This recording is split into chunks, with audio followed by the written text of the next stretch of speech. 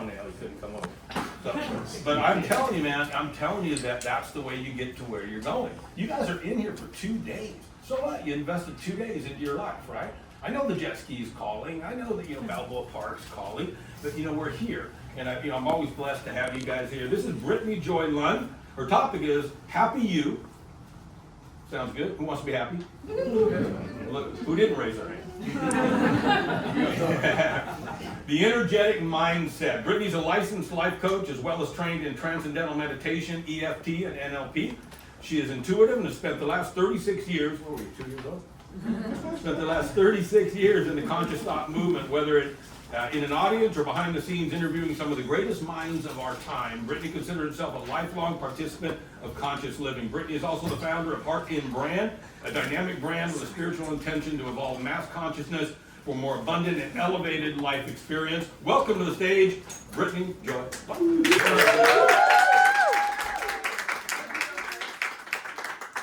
a little puzzle piece here. Thank you for that, guys. So, we've had a great day. We've had a great morning. Everybody's offered their information. We're all here to learn something, right?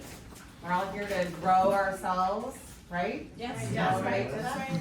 See if we can advance ourselves in some way. So I'm going to invite you into the possibility of all of that with a pivot in your being. Are you open to that? Yes. Yes. Okay. So let me just give you a little bit of a background. I said 36 years old. At one point I had the noble distinction of being the youngest person to attend a Tony Robbins event. So I would hang out with Josh Robbins and we'd ride the golf cart and go over property, and then I'd go sit in my seat in the front or second front. I'd be right there, eager me. And my dad would play Zig Ziglar and Tony Robbins and all of them through the speakers as we were growing up. So I have been in this space since I was little. But even before that, I was having out-of-body experiences. My first out-of-body experience when I was 4 years old. And I just thought that everybody had them. I thought that we all talked to the divine on a regular basis. And it wasn't until I was in 2nd grade and we had to write about our heroes, and I wrote about my imaginary playmate, JC, my home slice. I wrote about him, and my teacher, I had this vision that we had to share who our heroes were. And we were all going to share. And the day went on, and not everybody shared. She picked on people to share. Catholic school, and she didn't pick me. And I was just, oh gosh, and everybody went to that was called the playground, and she asked me to stay behind. And I thought she was going to pull me aside and say, you have the best hero. JC, Catholic school, you should do a pep rally. Show people what a real hero looks like. I loved your 2nd grade work of art. You are amazing. That was my vision. That's not what happened. She called me up to her desk, and this was back in the day where school's very different. If you misbehaved, and for this teacher, you had to wear a braided, with pantyhose, they braided a donkey tail, and you had to pin it to the back of your outfit and run around the playground with a donkey tail on, showing everybody that you were, you can't make this up, that you were not a jackass. So here I am with my little conscious self and my JC home slice in a Catholic school being told that if I ever wrote this again, I would have to wear the donkey tail. And I went outside. I thought, did you guys ever see the Christmas Story where the teacher is writing the Red Ryder Beater on paper, and she's like, A+, A+, A+, A+, A+. I thought that was great. And so I went outside and I was just mortified. I thought, how could this be? And it was, my experiences were so real that there was no convincing me otherwise as this little girl. And I was absolutely mortified, and it was the beginning of me realizing that people didn't see the world the way I saw it. And it was the beginning of me hiding to fit in and becoming that reduction of self to make other people feel comfortable. Can you guys relate to that? Who's ever reduced themselves to make someone else feel comfortable, right? Yeah. And when you do that, you lose a little piece of yourself. Yeah. And that other person that you're reducing yourself for is never happy. What do they want? They want more. They want you to reduce yourself more. Yes. You can't shine. You can't be you. Because who you are makes me feel threatened. I don't want you to be you. You need to be so I'm comfortable, right? If you shine a little bit, Right, right. We have a consciousness of that. We have a consciousness in our humanity of that. And so I went through my life of seeking to fit in. And really pretty much just in the salvation of self was just no one judge me, no one criticize me, no one, I'll just be me. And I was judged all through school. I was the girl that would not be mean to anyone, so as a result, I was not included because I refused to pick sides. I refused to be the girl that would pick up her tray and walk away and leave Tori by herself because she was weird and awkward. And because of that, they decided that I wasn't cool. So that was my journey. And we all have our stories as we grow up. I married. I married out of fear. We talked about fear in this room and how we compromise ourselves when we're in fear. And I married out of fear. Fear that I had a car accident and I lost a lot of my memory, and my ex-husband has a great memory. And so I married, and I had my 3 babies, my gemstones. They're my North Star. And I started finding myself. I started returning to myself. I started reclaiming that full authority of self that has been in me since I came into this life cycle. So I am here to share with you the wisdom, the truth that I know to be super true and to be super validated. And I invite you to step into that world with me for this little bit of time we have together. Does that sound good? Yes. Okay. So the first thing I'd like to do, just so we can all connect with our embodiment, I think his name was Andrew Bennett. He's a politician, a British politician. He said the longest journey that any human will take is the 18 inches from their head to their heart. And so right now, we've had a lot of head talk, a lot about how to be, how to succeed, how to do, and I invite you to go into heart space. You ready? Yeah. Okay. So what I'm going to invite you all to do, and if it's not feeling your compulsion, I'm very big about what's your inner compulsion. We should all be in guidance. Our internal guidance, our internal radar is our compulsion. So if it's not your compulsion, then just listen and see if it resonates with you. Take it home and maybe try it on when you're in the comfort of your home. But right now I invite you all to close your eyes. And we're going to do some breaths. So I invite you to breathe in through your nose. Take a deep breath, expanding your lungs. Breathe in, expanding your lungs as wide as they can go. And exhale. Let it out through your mouth. We're going to do that again, and this time, when you breathe in, I want you to feel the light. Feel the light. If I were light, what color would I be? Feel that light in you. Breathe that in. Golden light, purple light, white light. Breathe that in. Exhale. Let out anything that isn't serving you as a color. It can be black, it can be brown, it can be gray. It can be no color. Anything that isn't serving you, you exhale out of your system. Breathe in again with me. Breathe in your light. Breathe in the knowing of your mighty, of your power, of your purpose, that color. Breathe that into all of you. Exhale.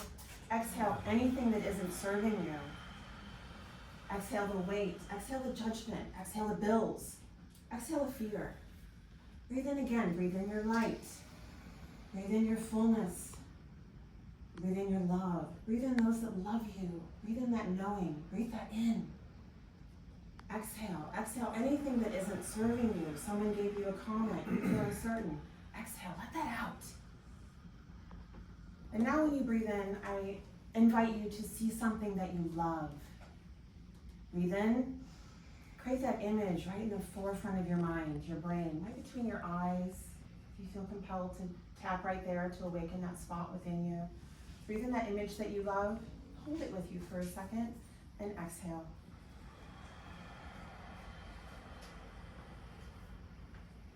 Breathe that image in again, feeling the fullness of the image, seeing all sides of that image. Is it your children? Is it a puppy? Is it a tree? Is it a trip? What is it? Breathe that in. Now exhale, just let it go.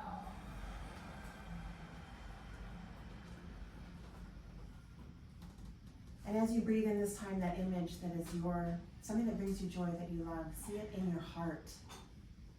And I invite you to breathe in through your heart. Breathe it in. Now exhale.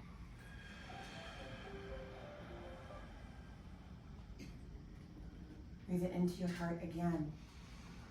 See all sides of it. Feel it. Feel how much that love is feeding you. Now exhale. And one last time, take that image and expand it through all your body. That love that you can just pull on at any second at a moment's notice. Breathe that in. See it filling your cells. See it igniting your cells.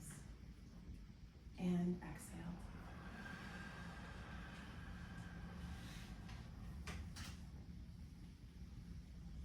That was really great, everyone. When you feel compelled, you can open your eyes. So that was just a simple exercise you can do to tap into your heart. And there's so much science coming out now that our biggest brain is our heart.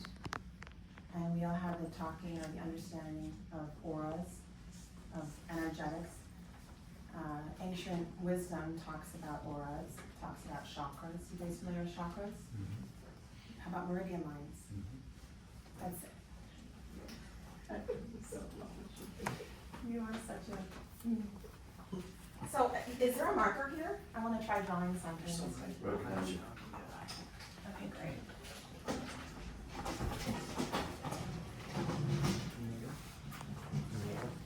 So, we have our physical body. And our physical body is what we all are here to bless each other with. We get to bump up against each other. My house is intentionally small, I say. So I bump up against my kids a lot. We have to share spaces so we can experience each other. So I love my small house. And that's our physical body. And our physical body has its energy, right? How are the ways that we measure the energy with our physical body? A calorie is what? It's the measurement of how much energy it will take your body to burn off that food. So it's just the basics of life. We have the energy for that. We have ATP. Who's heard of ATP? Okay.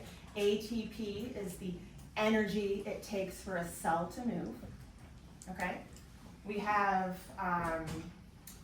the brain. We read the brain with a brain scan. They're reading the brain waves in the brain. It's energy.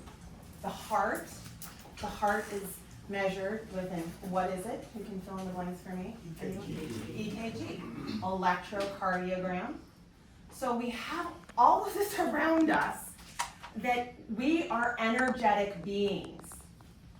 That's our physical body. So I'm going to show something. I'm going to draw this out just so you guys can embody it, anchor it in a little more. So you have, what did I say, the physical body. Well, here, because this isn't paper, I may run out of space. So we have I'll do a human. Okay. I learned that from my second grade teacher. No, I'm just kidding.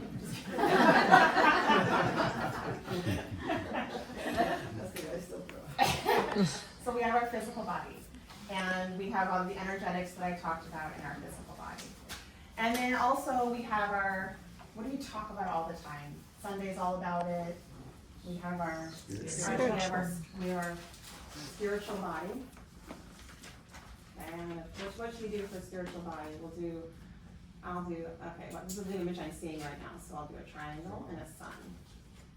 Okay, and this will get a happy face too.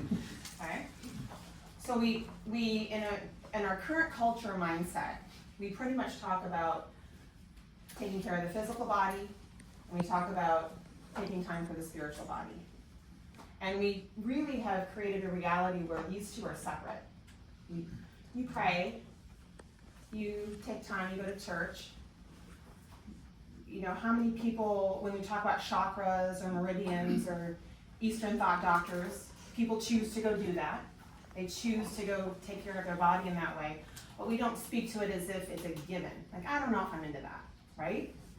And over here in the spiritual, we have people with really in the late 80s, early 90s, we started a new age group, and we have the SBNRs. Who knows what that is? Spiritual but not religious. So when people were really starting to say, hey, the Bible has a lot of wisdom in it, and it's really great, but I don't feel comfortable in the church setting, they went over to SBNRs, okay? I would say, I love me some Jesus, and I'm an SBNR.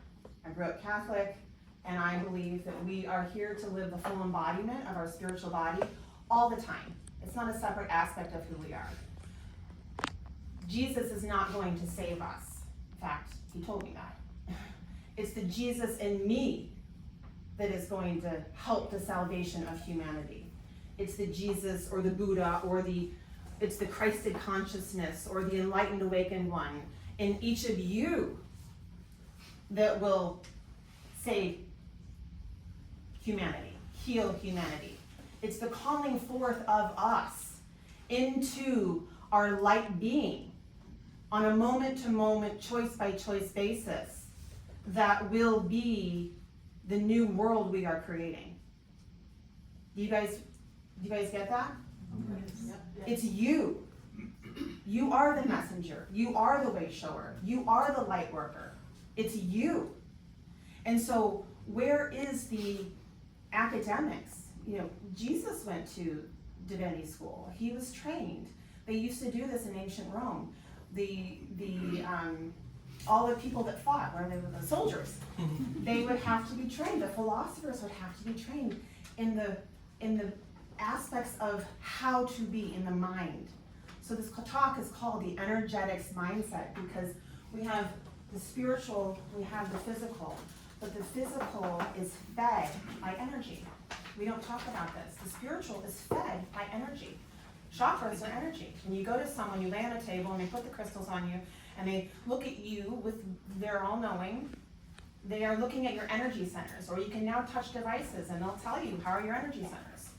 So the aspect of self that is not tended to is, this is my lightning bolt.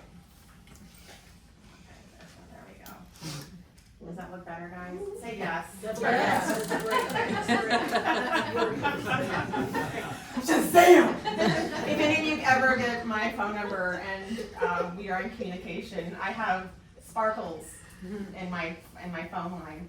So when Siri yells out my name to whomever I'm calling, Brittany Joy Sparkles Lund is calling. So we have the energetic being, okay?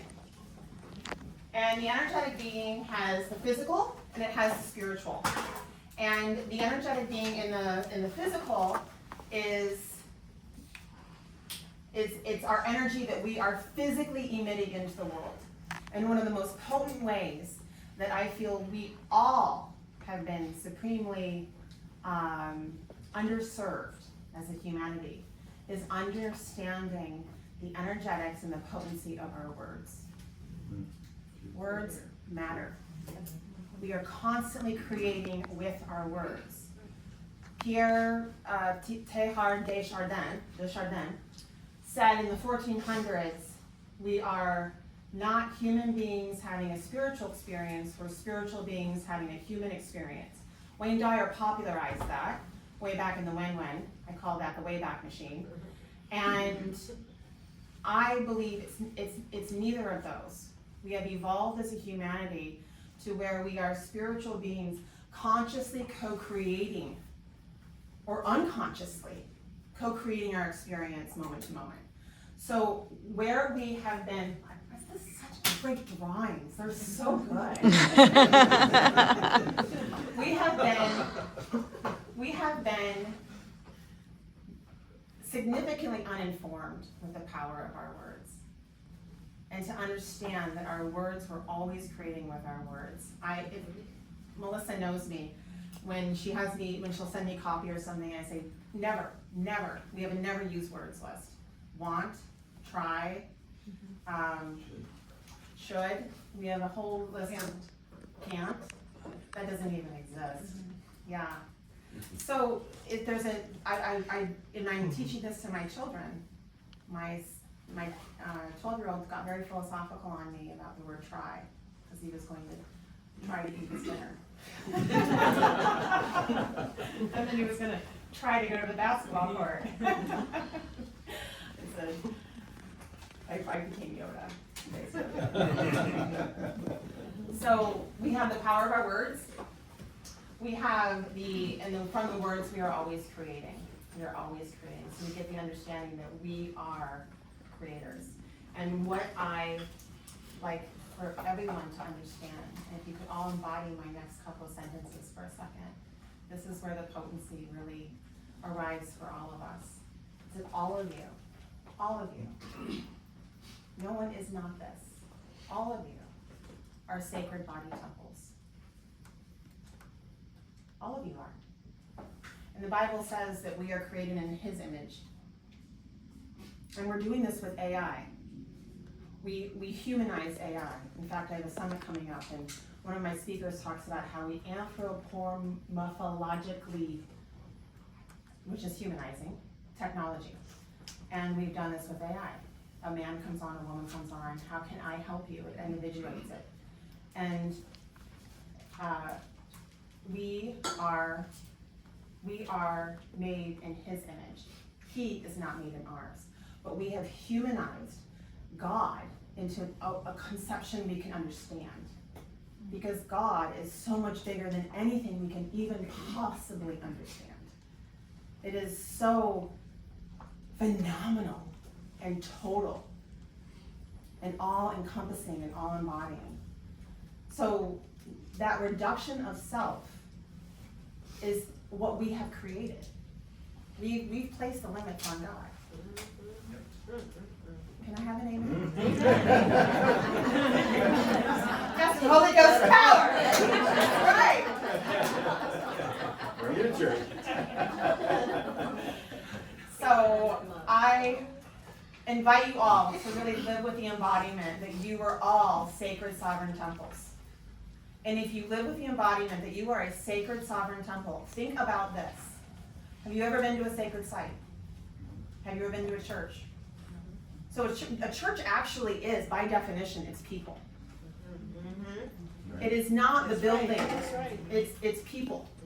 It's the community that it makes up, that sacred energetic construct of these people coming together with a unified belief structure about how to honor and celebrate the great I am. And yet, if you were able to know that you are made in His image, then you are God in action. You are divine. You are potency right now. You are breathing without telling your body to breathe. You are heart beating without telling your body, do that for me, please. You're blinking because your body needs to filter out any toxins that are coming towards you. You didn't say, hey, I'm feeling toxins coming on. Let's get the blink going. Get the blink going. Get the blink going. Okay, hold on. Thank you for blinking. It just did it for you. Right? Your hair grows because of the nutrition and the food you give it. You see people that are unhealthy, you can see it in their hair. Your nails, your body is a feedback loop for what you give it, your physical, and also what you give it, your spiritual. And we have such a society now where we have completely segregated this into moments in time and made this the foundational focus, that we are overriding the primary important aspect of your humaning. It's this. This is where all creation comes from. This is where all that you are manifests. The whole manifestation movement is really an energetics experience.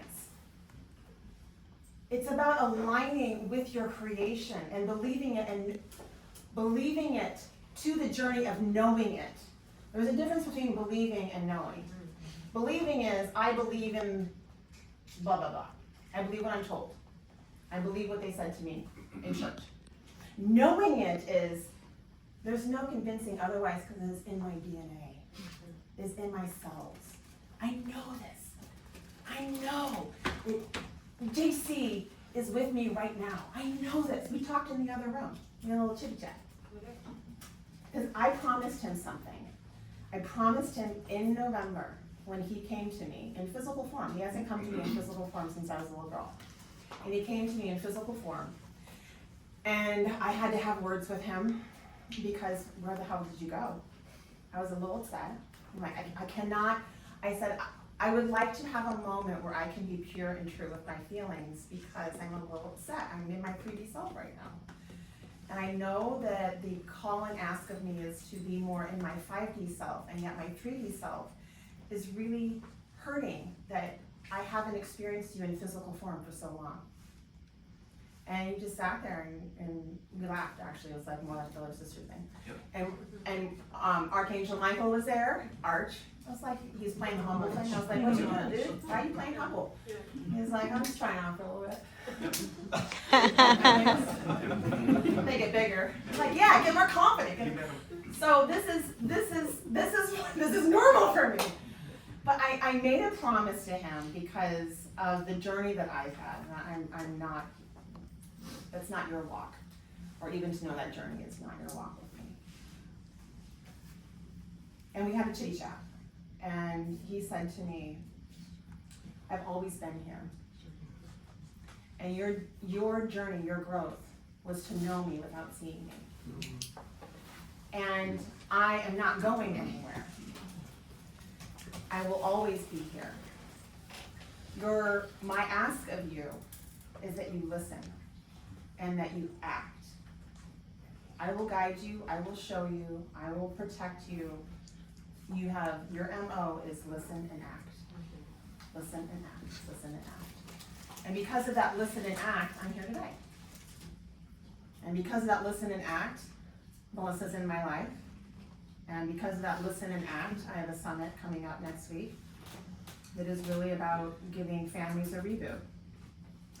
So it's that listening and acting that is so foundational for who I am and understanding the energy that is going through me at all times. Physical, we honor our body with physical energy through food we eat, right? Through the exercise we give it, a sacred sovereign temple, needs movement. My brother said to me, we were skiing together a couple weeks ago, and he goes, we were getting off the slopes and we were exhausted, and I, with my 3 kids, I homeschool them. And he said, isn't it amazing we use our bodies like we're renting them, right? And you can have 1,000 things in your life, and your health is compromised, and suddenly you have one focus. Right? So our divinity, our walk with the divine is a self-honoring of our body temple. It is in how we dress, it is in how we eat, it is in how we honor our sacred, whatever your choices are, am I honoring the fullness of me? Am I honoring the sacred body temple of me? Our words, am I speaking light and life? I said to my mom the other day, I should take a break from my family. And they said, we don't speak life into each other. I love my family. But I'm at a point in my life where I am committed to speaking life into people. And I commit that will surround and be a reflection back to me. I am not a person that you will find on a Thursday night, just wrapping it with the girls.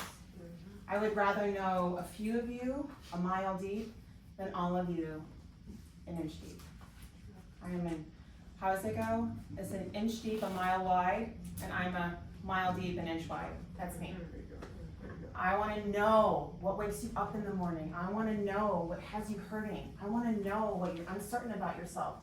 And I'm here I'm using the word want. I'm curious, that's my pivot. I'm curious about the fullness of you, the all of you.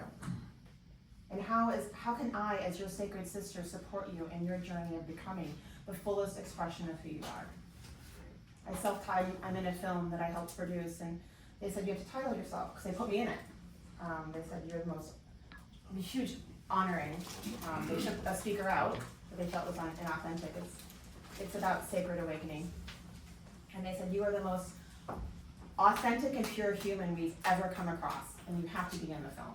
I was like, well, I can't! Ah! And I prayed about it, and I just, you need to be in the film. And they said, now you title yourself. I thought, title myself? I'm a mom. Put that in there. That's my prayer. I'm a mom. And we used to say, just a mom. What a crap.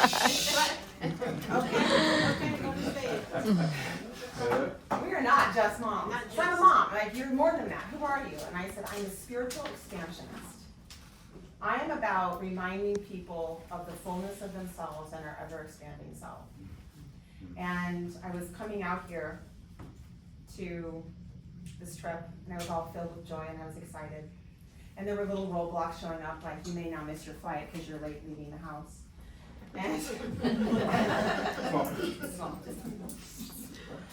And so I kept saying, recalibrate to center. And my Puerto Rican brother from another mother, my shovel buddy, he's a cop, and he was taking me to the airport, and he does everything by the hour. I'm like, do your cop thing, just get me there, I'm gonna get my ticket going. And I couldn't get my ticket going, and he's like, I said, I can't, stop your energy. I gotta focus mine, I gotta get the digital to go, I gotta zoom the digital. So I can't get my ticket going. And I am in this beautiful experience. I'm so joyful. I'm so joyful to come here. I'm so joyful to see my sacred sister. I'm so joyful. All these things that are in front of me, and I might miss it because I'm just delayed. I'm getting joyful. I'm recalibrating the center. And I get to the airport, and I can't get the kiosk, and so I get in line because maybe the bag check person will feel so obliged to help me. So I'm in line, and I'm like, I'll just try the kiosk on the other side. I'll just try it again. Oh, it worked. So I'm sitting there in line, and this person's not ready to go yet, so I'm not holding anybody up. Ticket. Go ahead, check. And right then, I turn around, and these guys are like, and I looked at her, I'm like, I don't know how, I finally figured it out. It wouldn't work, but I got it. It's gonna be a great day. I go, oh, look, it's my turn. So I went up to the guy and put my ticket on. I'm so happy. And I go up to security, and I'm going through security, and I see the woman behind me. She's an older woman. Can I help you with your bag? No, it's fine. And there's another woman it's my first time traveling. She's telling everybody, I've never tried. She's, I don't know, at least mid-30s. And I'm thinking, she's gonna have the greatest day. She's never gotten on an airplane before. She's going to experience the phenomenon of flight. She's gonna have the greatest day. She's gonna get in this plane, and 2 hours later be somewhere totally different. It's gonna be the first time she's gonna experience this. Like, we all take it for granted. And now your phone's working the plane. I'm texting my friends on my phone. Like, you missed the evolution. You just arrived, and now. So she's getting in, she forgot her driver's license, and she's fumbling through, and the security guy on the other side of the conveyor belt's helping her. And I'm standing there because I don't go through security, I did the pat down, and I have peptides that I take, so I was wanting that to be patted down too, and so not go through the x-ray. And everyone's standing there, I'm going, no, I'm going, you're fine, just go. So I'm meeting all these people, eye contact, smiling, just on fire, feeling so good. And the sweet girl gets to me and she looks at me and I know it's coming out of her mouth. It's my first time. I go, I know. You're doing a great job.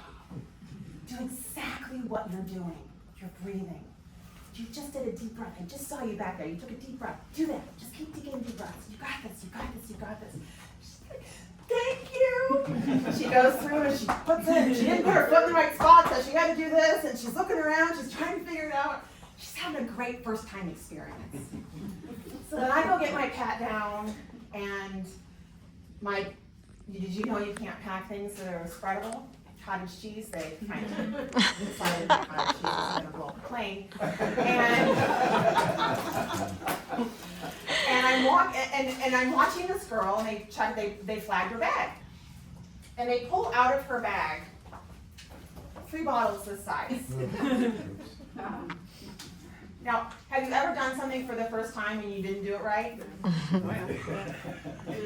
And have you ever watched someone do something for the first time and they didn't do it right? And how often do we jump into our judging mind? We're like, God damn you. Road rage is that. Oh, I'm sorry, perfect driver. I'm so sorry. I know you drive perfectly all the time, but take that. I'll take it because I know what to do with it. Right? And it's the craziest thing. You get mad at people for imperfect moments. But we have them too. So I'm watching this girl and she can't, they're breaking the bad news to her that she cannot keep her 3 bottles.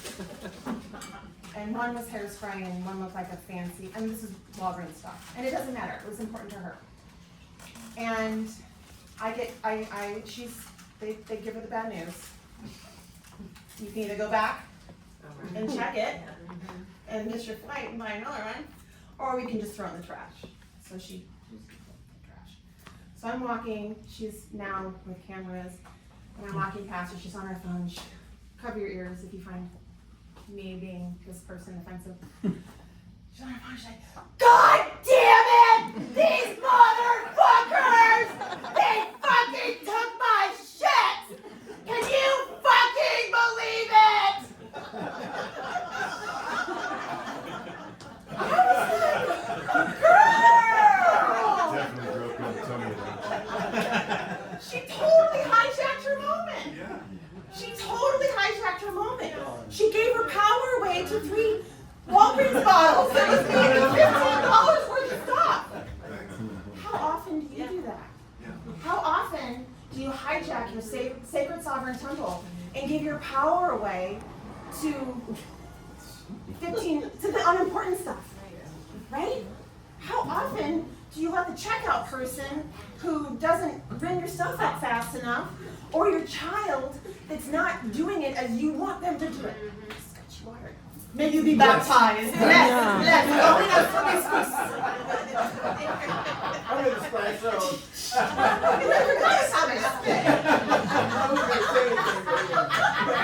We're closer now. But how often do we do that? How often do we step out of the witness of our sacred sovereign temple? We step out of our energetics of our sacred self that is the embodiment of our total selves. How often do we step out of that? How often do we let the conversation of our partner get us so angry? Wait. You do you, boo. That's my 2025 saying. Have words. Mine is, you do you, boo. That's all good. You do you. I'm no skin in the game. I'm busy being me. I'm busy being a temple. Right? Woo!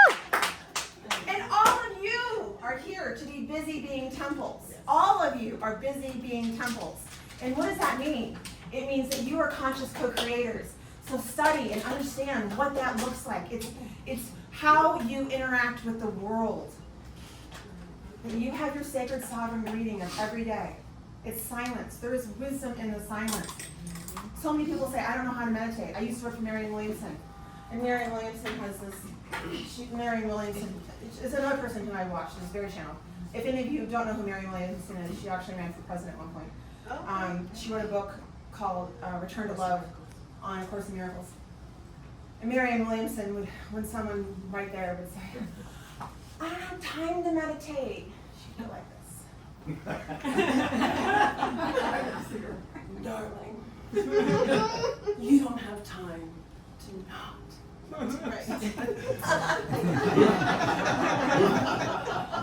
Right.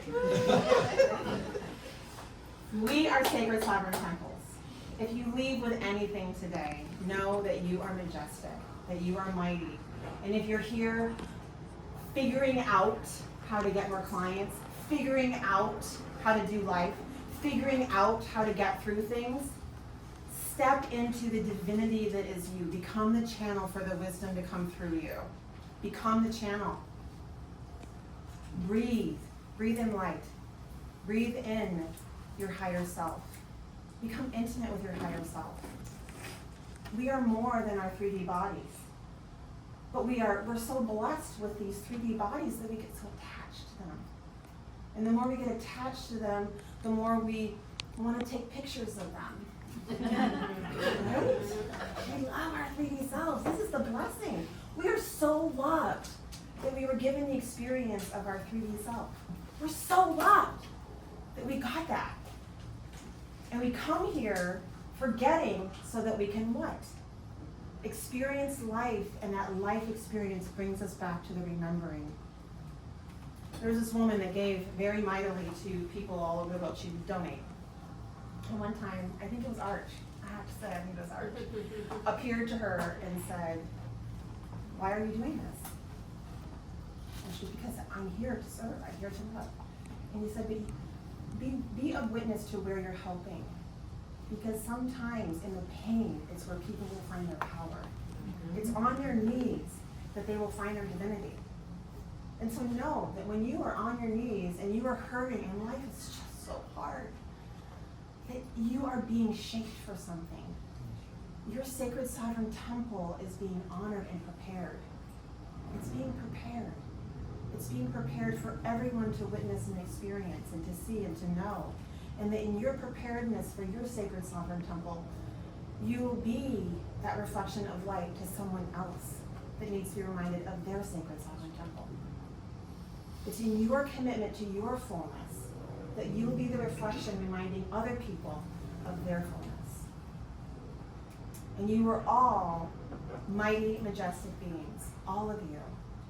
And whatever journey you have that has you some judger, you know, I like to give my judger a grandma name because I'm healing my grandma wounds. And I just, make fun. I'm like, okay, we're gonna do that, right? Okay. I love and appreciate you. I know your job is to protect me. I know that your heart is to, keep me safe. But I'm a big girl now. I'm growing up. Thank you for your heart to protect. Sophie. I love you, and I'm good. The 3 C's that collapse our connection with the divine is criticize, complain, and condemn. And I encourage you to be a very active witness of when you are criticizing yourself, criticizing others, when you are complaining. How many walk into a restaurant and they're like, the service is just so slow. Maybe you're meant to be slow, because maybe in the next half an hour, you'll miss a car accident. Maybe you're meant to be slow because your heart, your sacred sovereign temple gets to look in her eyes and say, you're doing a great job. I love that you're here today. Thank you. Thank you for serving us. What's your name? Oh, Beth. You're doing a great job, Beth. Maybe that's what your sacred sovereign temple gets to be the witness of in that moment. Right? Condemn. We are so good at condemning ourselves. We're so good. Like masters at condemning ourselves. Can I have a high five? We're so good at it. And yet, what does that do? It takes us out of the fullness of who we are. It takes us out of our witness of our sacred sovereign temple. Because the sacred sovereign temple is the pyramids. They don't know how the pyramids were built. I was just in Peru in November. That's when Jesus and I went to Peru. and I was in Peru, and they, the temples, they don't know how they were built. Machu Picchu! There's so many different stories of how Machu Picchu was created. And the latest one, they're like, we actually don't know. Because there's no paper back then. And the cave walls were all covered over by the French. The French, they did it again. And we don't know, they're inventing it. But they don't know how and you can see the different rocks and the different formations of different periods in time and how they're just so smooth. I mean, they're smooth rocks. And there's thousands of them. What rock do you pick up from the ground is so smooth? What they do? They had access to sound waves. They had access to a higher point of framework and being. And from that, they were able to create beyond our reference point understanding. We have not gotten to a point of understanding where we can figure out how that stuff was done. Can you grab that? Yep. Yeah, I was in Pompeii. That was one of the first civilizations ever, and I turned to my kids and like, what's so different? They're like, nothing, Mom. They had 2 stories, they had bathrooms, they had running water, they had toy shops, they had brothels, they had fast food, they had grocery stores. Nothing. One of the oldest recorded civilizations. Not much has changed. And my theory is not much has changed because we have been so focused on the amplification of the physical self, and we have denied the full amplification of our sacred selves. And the full amplification of the sacred self is not going to happen. It's a pathway. One aspect of it is understanding the Bible and or whatever your faith is, and having your avenue to connect to that which is higher than you, because we are so much more than 3D. Life beyond us, I mean realm-wise. They now say there's 7 dimensions. This is the part of us that will bring us into the fullness. You will have clients that come out of nowhere. You will have contracts. You will have money in your bank that is like, well, not money show up. That looks really good in there. Please let it not be a mistake. My bank account, I'm like, I love my bank account. I just found it, I'm like, whoa! Yes! Keep going! I love it!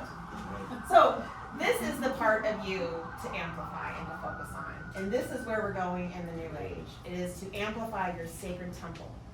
To bring your sacred temple into all that you be, do, are. To breathe life into your sacred sovereign temple. So that was my ride with you from the mundane into the majestic. And if any of you would like to continue this conversation further and really understanding all that awaits you and embodying and living and breathing and having eyes from which you are honoring, there's no arrogance in this, you are honoring the sacred sovereign temple of you and the sacred sovereign temple of your family, changes how you parent. The sacred sovereign temple of your friends changes how you see them and interact and what you ask of them. The sacred sovereign temple of the stranger in the street. The sacred sovereign temple of your colleagues. The sacred sovereign temple of your clients. The sacred sovereign temple of all of humanity. And when you embody that honoring, when you embody that witness, and your eyes physically change, and your life experience physically changes, and you call in miracles all the time. I got a free upgrade on the way here. I didn't even ask for it. I was just like, is there a better seat than E? And the guy's like, no. And this little beauty over here, he said, no, unless you want to pay $80. So I was like, pay $80. Nah. Like, I'm good, thanks. That's life. It happens. It just happens. So thank you all. I really enjoyed this time with you and just being a reflection to the fullness that is in all of you, to the love that you all embody, and to the journey that's in front of you as you continue to live more into that witness of your light frequency, your light body in this world. Because our humanity needs you. Arm in arm, heart in heart, we will rise together. And it's us that will save us. It's us that will bring in a new humanity. It's us that will bring in this new reality that we keep seeking and talking about. Abundance reality, heart-centered reality, love reality, health reality. That full embodiment awaits all of us. And we're here to do it together. Thank you.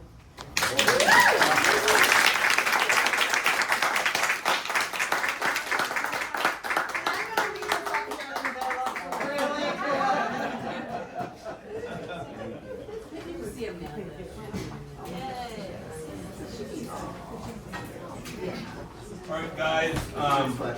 You know why I like my events? I mean, not because they're